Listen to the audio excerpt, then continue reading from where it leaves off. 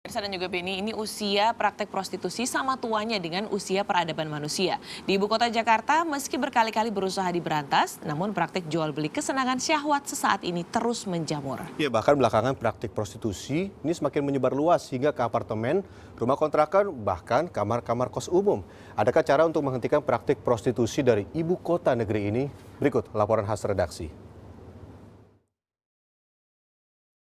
Terdengar mulia, wacana menghapuskan prostitusi dari ibu kota Jakarta dipastikan akan sulit untuk dilakukan.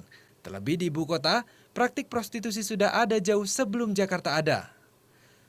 Belakangan praktik amoral yang dahulu dilakukan sembunyi-sembunyi, disamarkan karena menjadi aib bagi pelaku, baik penikmat apalagi penjajahnya, kini dilakukan cenderung terang-terangan.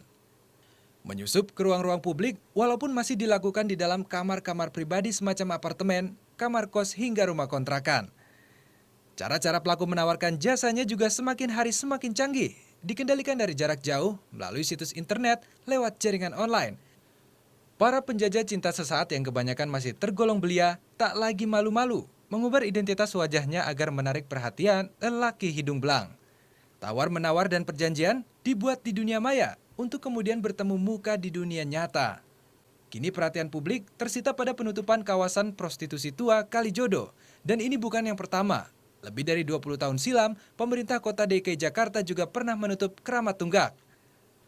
Lokalisasi ini bahkan pernah dinobatkan sebagai lokalisasi terbesar se-Asia Tenggara di era 80 hingga 90-an. Dihuni lebih dari 2.000 pekerja seks komersial, hampir 300 mucikari yang mengandalkan hidup dari bisnis ini. Secara fisik, Keramat Tunggak berganti wajah menjadi pusat kegiatan penyebaran agama Islam. Tapi benarkah penutupan Keramat Tunggak telah mengurangi jumlah tunasusila? Justru sebaliknya, penyebaran praktek haram ini semakin mencemaskan. Sebagian pihak meyakini maraknya praktik prostitusi di kamar-kamar kos, apartemen dan rumah kontrakan sebagai dampak dari penggusuran lokalisasi.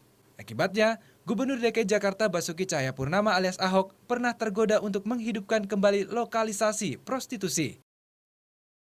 Tapi kan pelacuran itu kalau kita terjemah itu kan kita nggak mau kotoran di mana-mana kan, makanya orang ada lokalisasi. Bang Yos berhasil menutup Keramat Tunggak jadi Islamic Center.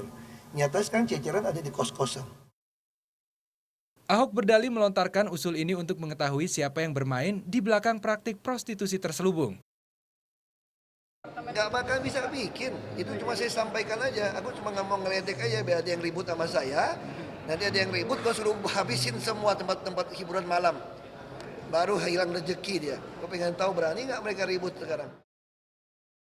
Secara teori menghidupkan kembali lokalisasi akan memudahkan pemerintah untuk mengontrol jumlah pekerja seks, kondisi kesehatan, serta pendidikannya.